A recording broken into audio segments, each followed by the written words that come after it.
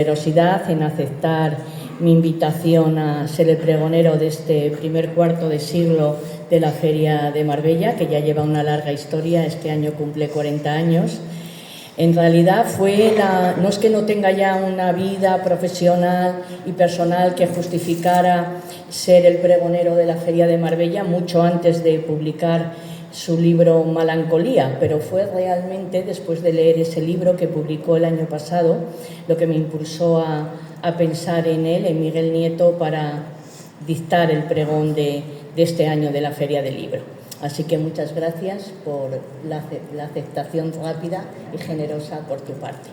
Bueno, desde 2007 iniciamos siempre la Feria del Libro con un pregón que anuncia la salida de los libros a la calle, anuncia y celebra la salida de los libros al Parque de la Alameda, lugar privilegiado y de paso y de paseo, donde hasta los más perezosos pueden tener fácil pararse, hojear, tocar libros, comprarlos y sobre todo leerlos.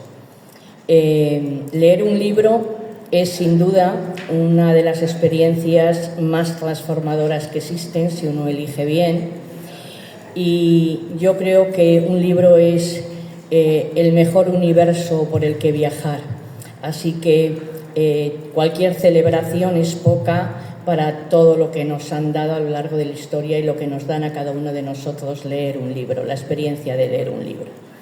Como decía, Miguel Nieto ya tiene una larga vida profesional unida a la palabra oral y escrita, pero fue esa publicación literaria la que me impulsó a que fuera él quien celebrara este año con su pregón la Feria del Libro. Miguel es periodista y escritor, tiene una formación muy diversa, polifacética. Estudió en la Universidad Complutense de Madrid, estudió arquitectura, ciencias políticas y turismo. Inició su vida profesional en Radio Cadena Española, siendo primero crítico cinematográfico, luego fue director del Magazín de la Mañana durante 10 años, también subdirector de informativos de la misma cadena, ha sido corresponsal de la cadena de EFE, de El País, director jefe de informativos de la cadena SER Marbella, delegado de Diario Sur y columnista del Diario Sur de Marbella.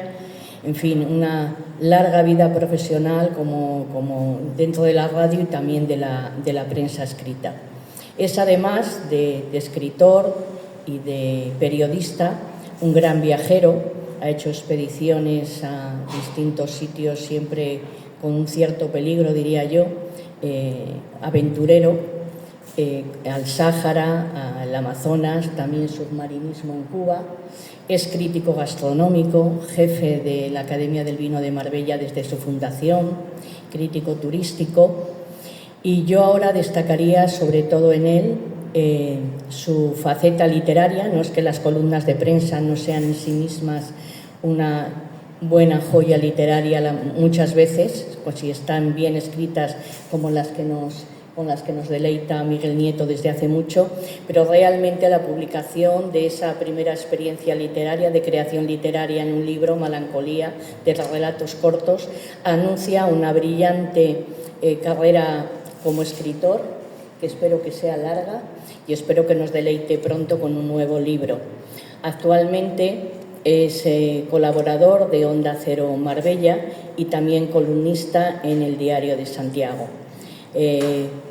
Creo que toda una gran carrera para merecer el honor de pregonar la Feria del Libro de Marbella de 2025. Tuya es la palabra, Miguel. Buenas tardes. Ya iba siendo hora. Por fin se ha hecho justicia. Teníais una deuda pendiente conmigo y ahora, 40 años después, vais a saldarla. ¿Cómo es posible que con lo que yo soy, con el magisterio que me asiste, no me designarais antes para pregonar esta que llamáis Feria? ¿Quién mejor que yo para ocupar este atril? ¿En qué cabeza cabe tamaño olvido? Pero aquí estoy, por fin cara a cara, y cómo no voy a hablar de mí, de mi historia, de mis logros, de mi excepcionalidad, aunque algo avanzado. Hablaré de mí, que es lo único que importa. Dejad que os cuente, porque creéis conocerme y a mí me parece que no lo suficiente. Y en esta mi feria no voy a desaprovechar la ocasión. Me avergüenza reconocer mi origen bastardo. Eso cuenta de mi nacimiento, del que poco se sabe porque ni fecha le ponen. Unos 6.000 años me echan. Yo la verdad tan viejo no me veo. En Mesopotamia nací del barro, con aspecto de tablilla en la que grabaron signos que llamaron cuneiformes. Tuve un origen utilitario, cosas de dinero y de cosechas. Las leyes vinieron después. En aquellos tiempos aún no me bautizaron como libro. Los estudiosos estiman que al unir las tablillas ya me pude considerar libro. Ahora que peino hojas decrépitas, me lo creo poco. Ni se imaginan la de estudiosos que conozco, que saben lo justito de las cosas que estudió. Gusté, que duda cabe, adelgacé como un junco, que alguna estimó infinito, y en Egipto nos mimaron ya que empezamos a ser multitud. Rollos de papiro del Nilo más manejables y sobre todo fáciles de transportar, aunque desplegarnos resultaba engorroso y nos ajábamos con facilidad. Fuimos tan valiosos que el faraón Ptolomeo prohibió exportar el papiro. A todos los rollos, que a veces hacíamos honor al nombre, nos quería para una biblioteca descomunal que contuviera la memoria del mundo. Hablamos del siglo II a.C. En Pérgamo no había juncos, pero sí cabras. Curtieron las pieles y durante siglos utilizaron el pergamino. Nos llamaron códices, que viajábamos con clérigos, demasiada ejaculatoria, estudiantes muertos de hambre o comerciantes, una buena habitanza.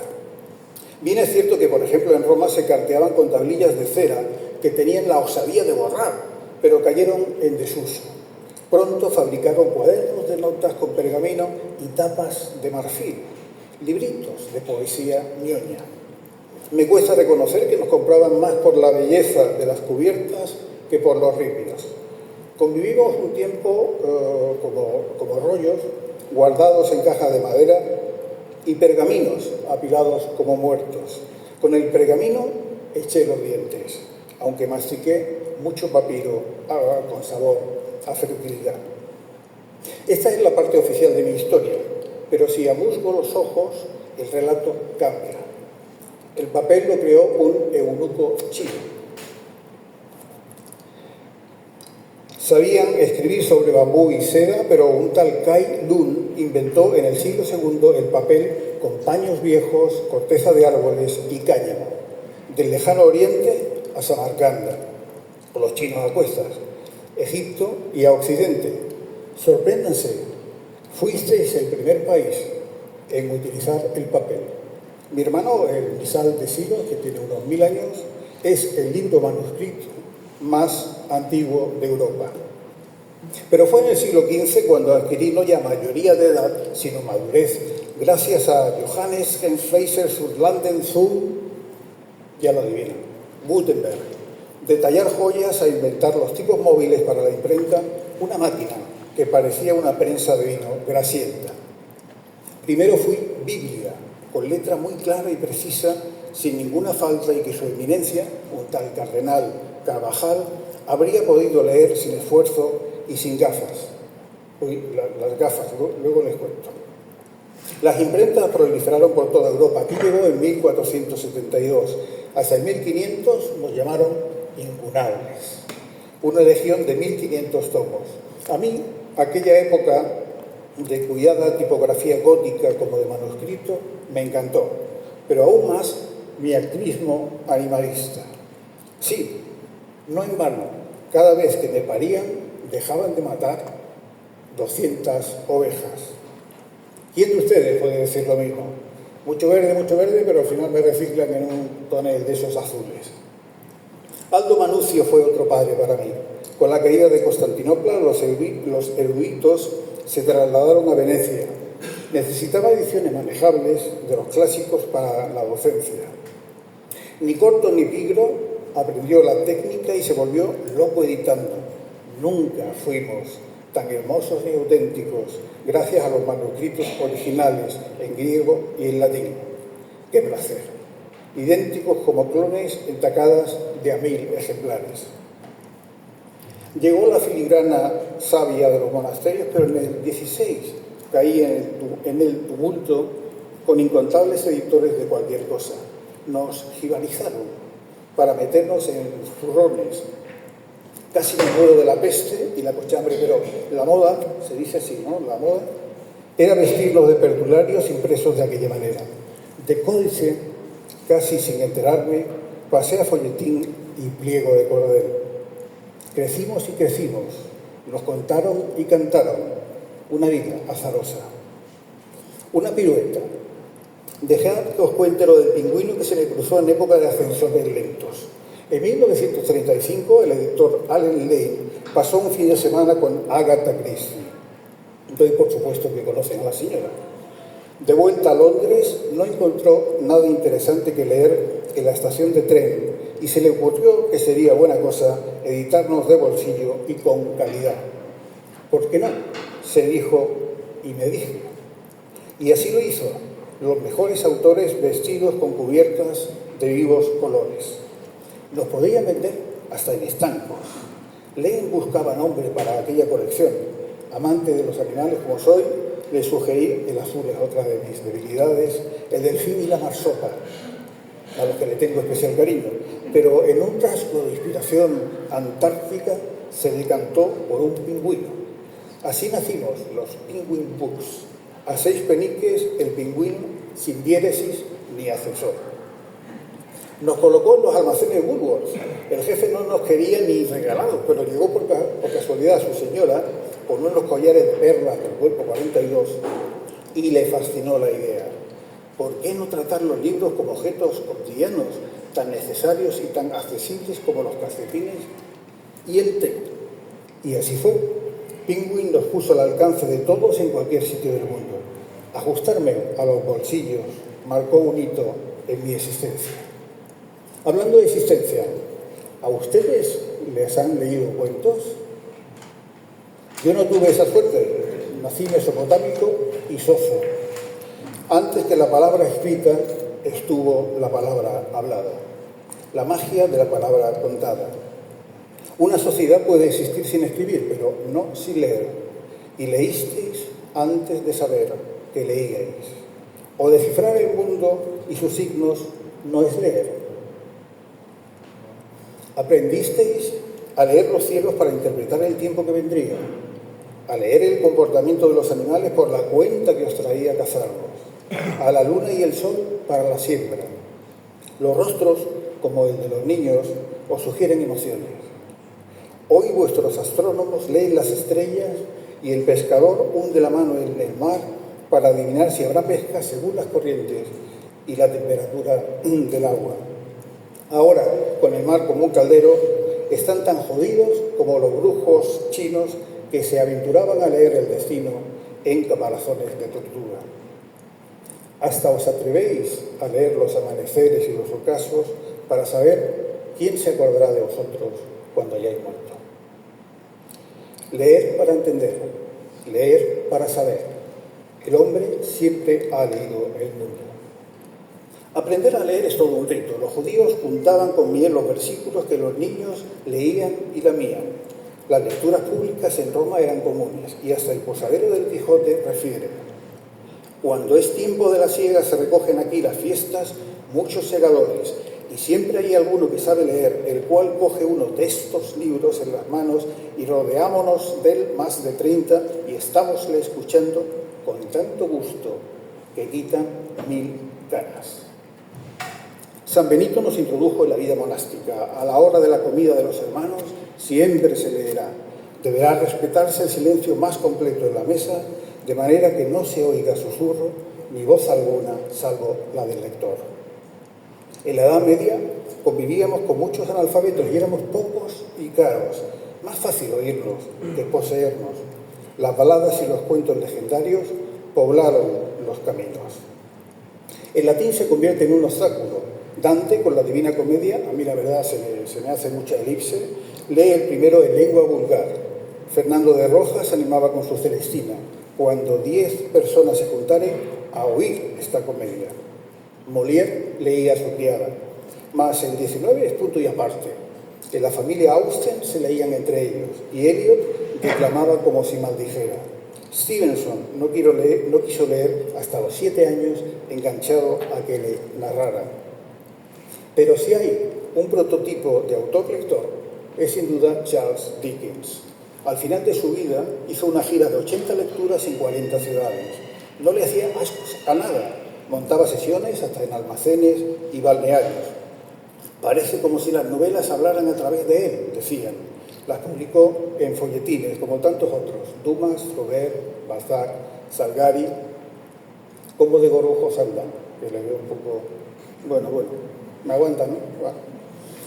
La lectura es la apoteosis de la escritura, que empezó con mis compadres los escribas mesopotámicos. Los escribas, los hoy escribidores.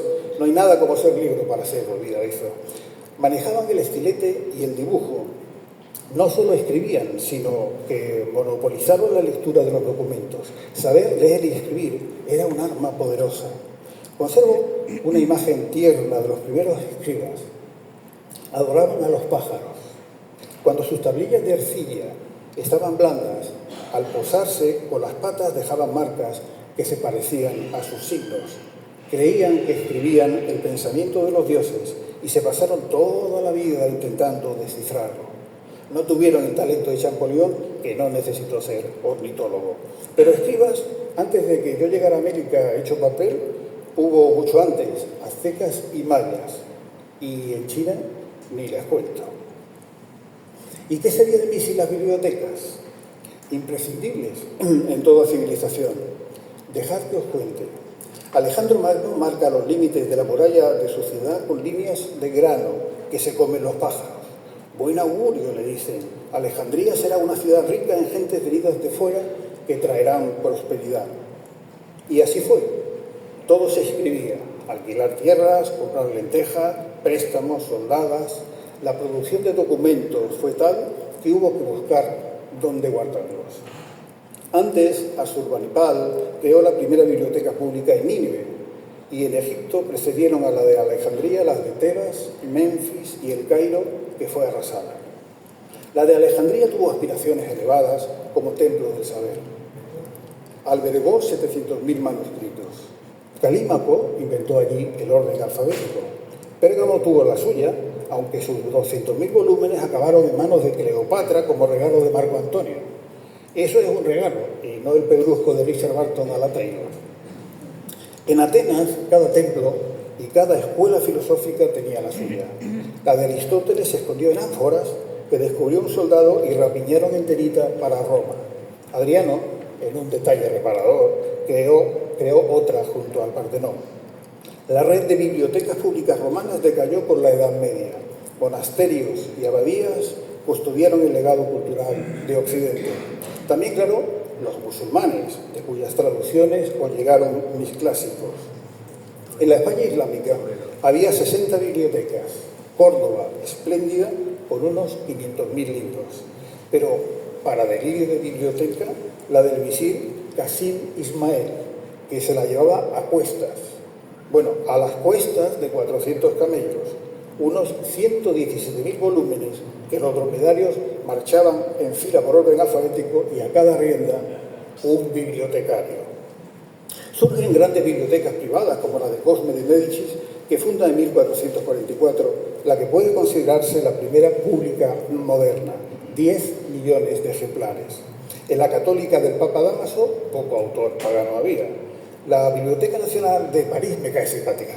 La sección de literatura erótica se llama Infierno. Apollinaire me Costa está encantado.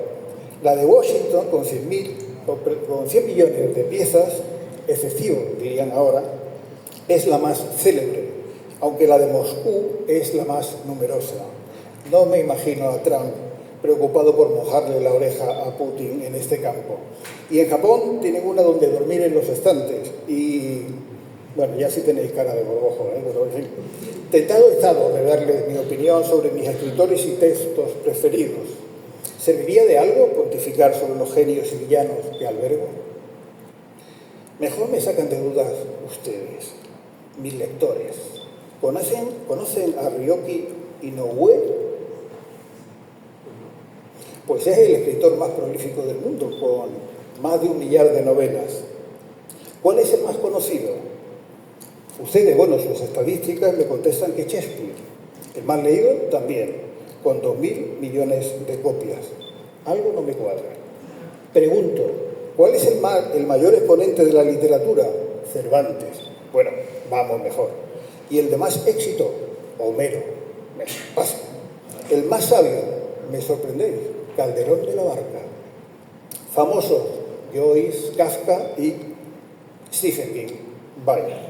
El escritor más traducido, Agatha Christie, con más de 100 idiomas. Empiezo a mosquearme. Y me aparece el cuento. El cuento más leído del mundo es El Quijote. ¿El cuento? ¿Han dicho cuento? Alucino. Por ahí sí que no, sí. No sé a qué juega la inteligencia artificial o vuestros algoritmos, pero el inmenso Don Quijote de la Mancha, la obra del genial Miguel de Cervantes, ya se lo certifico yo, es el libro no religioso más vendido, editado, traducido y a fuerte sí, querido Sancho Pardíez, que pues, debo decirlo, el más leído del mundo. Le siguen las citas de Mao Zedong, pero ya se habrán dado cuenta que los chinos juegan en otra división, y como la Biblia, que está en la liga celestial. Y ese empeño por quemarme, más allá de censurarme las llamas, las gentes analfabetas son más fáciles de dominar. Los libros acabamos con los tiranos. Los tiranos lo saben. A las tablillas nos destruían a martillazos. Con los papiros, los códices y el papel hizo falta el fuego. Siempre con ansias purificadoras, ¿no te jode? Las hogueras no conocieron latitudes, ni meridianos, ni épocas. Las obras de Protágoras las calcinaron en Atenas en el 411 a.C. El emperador chino Shi Huangdi arrasó con todos los que habitábamos en su imperio. Los macabeos quemaron a conciencia la biblioteca judía de Jerusalén. Diocleciano la emprendió con los textos cristianos y Goebbels babeó mandándonos a 20.000 a la pira. Obscenidades lo llamó. Todo debía quedar reducido a cenizas para que alzara el vuelo el fénix del nuevo espíritu. Disculpen, tengo que parar, supongo que lo entenderán. Tengo que hidratarme de los párrafos, porque si no...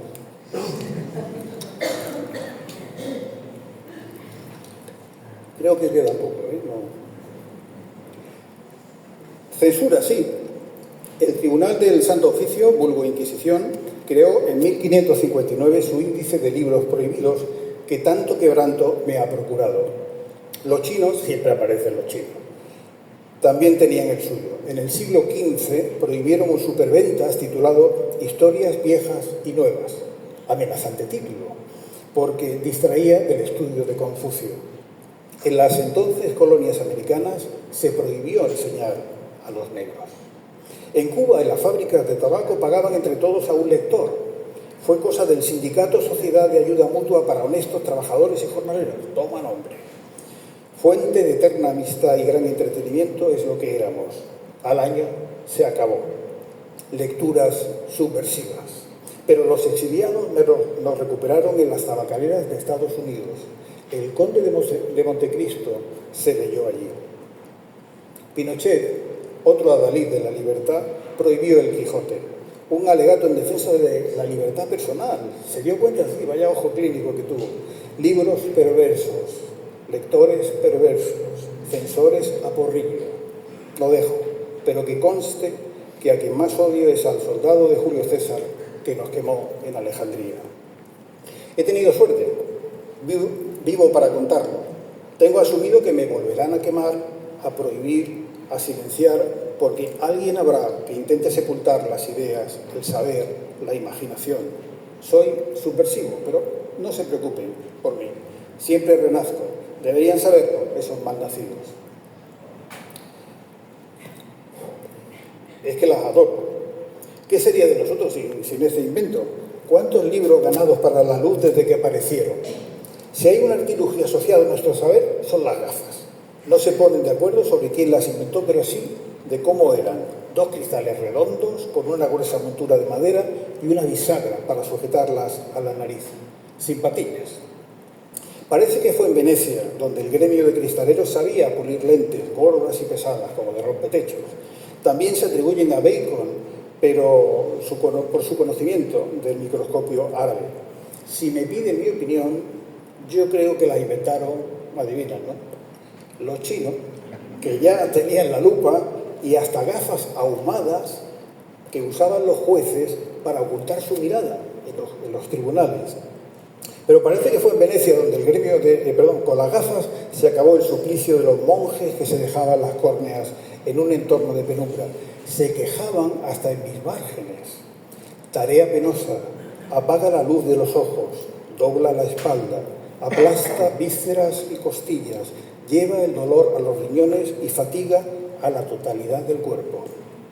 Caras, su abaratamiento fue parejo a la edición de la Biblia de Gutenberg. Con más gafas y más lectores se nos editaba más. Hasta los buhoneros ingleses vendían esos lentes baratos del continente. Las gafas se han convertido en su símbolo, mis queridos lectores. Se asocian a los intelectuales, a los eruditos, aunque también sirvieron para escarnecer. Yo mismo albergué, no sin disgusto, grabados de burros con gafas. Mala cosa, pero no tanto como en Camboya, donde Pol Pot asesinaba a quien las llevara porque constituían un peligro. Sabían leer. ¿Y Marbella? ¿Y Marbella? Dejad que os cuente y me ponga nostálgico. Tengo mi corazoncito, evidentemente, de papel. Con el sonido que hacen las nubes al caer, me descolgué hace 40 años en la primera Feria del Libro de Marbella. En la Alameda, sí, donde siempre, alborozado y con una frondosa patulea de compañeros. No lo olvidaré. Fue un 28 de mayo. Se respiraba un ambiente festivo. Nos mojamos, pero poco importó a los 24 expositores, sí, 24, que acudieron a la convocatoria de una delegación de cultura que con la democracia recién conquistada reventaba costuras. La dirigía García Conde, un rojo que se decía entonces. La población nos recibió encantada, los colegios también. No se habían visto en otra así, olíamos a nuevo. Los escolares venían como de excursión, felices. Hacía fresco y casi me constipo, pero aguanté a lomo firme, guarecido por plásticos. El mal tiempo no deslució la feria, enfocada más como acto cultural que comercial. La población nos reivindicó como lo que somos, libros fértiles y libres, al alcance de todos. Por el Museo Municipal, sí, no se asombren, que esta ciudad tuvo un museo. Pasaron Aranguren, Castilla del Pino, Gibson y Rosa Montero, que me cayó muy maja. Librerías y libreros ahí siguen, 40 años después, en el mismo sitio y con las mismas ganas, quizá más, que son menos. Una feria que también es trinchera, para aguerridos, para estos locos que me miman y me sostienen. Sin ellos no existiría, y sin ellos quedaríais inermes, de seguro desconsolados. Mi homenaje a Alfaqueque, Bookmerang, Caracuel, De Libros, Excalibur, Contiki, Rai Comics y Ediciones Algorfa. Son unos valientes en un oficio, en el alambre. Y en el equilibrio de la pluma, escritores que presentarán sus obras y les firmarán dedicatorias sentidas, como las voces de narradores, trovadores, cuentacuentos y teatreros que asombrarán a los niños mostrando los mundos que encierro, esos vastos, infinitos por explorar. Leer para vivir, decía Flaubert. Me habéis dejado que os cuente y es justo que me ofrezca sin reservas. Palpadme, oledme, desentrañadme, dejad que estallen vuestras cabezas y por unos días alejaros del ruido y de la furia. Dejaros llevar por el entusiasmo de la letra y la palabra. Quiero pervivir en vuestros corazones y en vuestra memoria, que es la mía. Navegad a lomos de mis héroes y pensadores, de mis paisajes y sucesos, de mis llantos y alegrías, de mis gentes y sus anhelos, de mis preguntas sin respuesta. Zamulliros en el reino de la duda, que es lo único certero. Gozadme como si os fuera la vida en ello, porque no hay nada como un libro abierto para mitigar zozobras. Ahora que estoy tan cerca, en la Alameda es la ocasión. Miles de títulos y autores os esperan. Explorad las casetas, hablad con vuestros libreros, dejad que os aconsejen, darles ánimo y gracias eternas por un oficio que anhela eternidad, reivindicarlos y reivindicarme. Y por cierto, si os topáis con un tal Miguel Nieto, un jubilado tribulete que ahora me pretende darle recuerdos míos, y no le hagáis mucho caso. Habla demasiado y escribe como Sísifo le dio a entender. Poco más, quizás un tinte. Alzo mis lentes remachadas, mis quevedos, mis antiparras, mis anteojos, mis gafas, por los libros por descubrir, por los libros por leer, por los libros por escribir y por los libros por volar. Eso.